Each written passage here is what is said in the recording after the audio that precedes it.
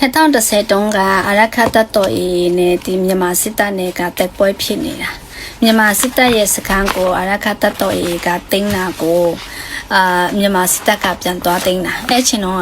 ဒီအရခတ်တပ်တော်ပိုချုပ်ထုံးမြင့်နိုင်ကဘာပြောခဲ့လဲဆိုတော့ဒီမြေကသူတို့ရဲ့ဖိုးဖွားမြေဖြစ်တဲ့အကြောင်းသူတို့ပိုင်ဆိုင်တဲ့အကြောင်းသူတို့မြေဆိုတဲ့အကြောင်းကိုမြန်မာနောက်ရှိမှအင်တာဗျူးပြုပေးခဲ့တယ်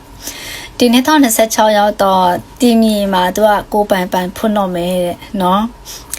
သူများခေါင်းဆောင်တွေကရင်မှန်းချက်ကြီးထားပြီးတော့မှအလုတ်လောက်ကြတာနော်ပြီးတော့သူတို့ရဲ့ရင်မှန်းချက်ကို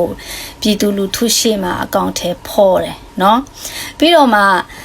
အခုနောက်ပိုင်းမှာအမေရိကန်ကပါတင်အရခတ်တပ်တော်ကိုစီးပွားရေးမှာမြန်မာနိုင်ငံရဲ့စီးပွားရေး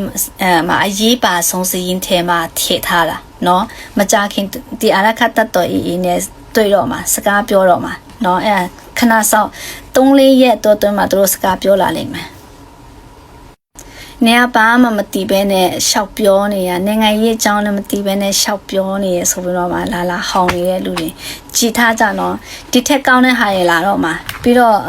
ဒီသူတို့ရဲ့မဟာမိတ်တွေကိုသူကတပ်ပေါင်းစုပုံစံလှုပ်လို့ရှင်တောင်းမှဒီအရခတ်တပ်တော်ကဒီမြန်မာနိုင်ငံမှာဦးဆောင်တဲ့လူအနေနဲ့သူကတွားလို့ရှင်တော့မှ3-4ဟာနှစ်မကြောက်နော်မြန်မာပြည်လောမြောင်းနေပြီဖြစ်မှာလူတွေကလေပြောရင်လေလာဆဲဖို့ပဲတီးကြတယ်